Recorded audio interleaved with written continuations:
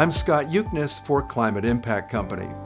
It's an El Niño winter across North America, which means milder than normal temperatures, and that mild regime will extend across the Atlantic and include Europe.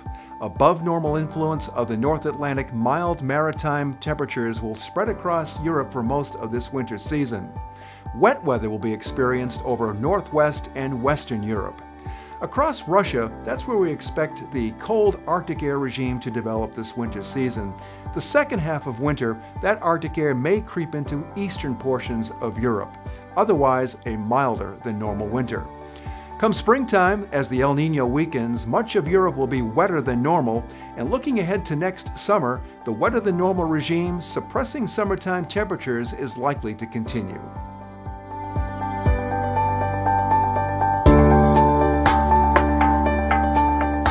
In 2015, we've seen an El Niño develop historic in intensity. Meanwhile, in the western portion of the tropical Indian Ocean, a positive phase Indian Ocean dipole.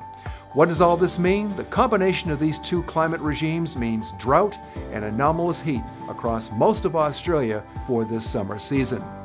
In 2016, the El Niño is expected to fade. As it does, we'll see precipitation beginning to return to the continent by next autumn from west to east across central portions of Australia.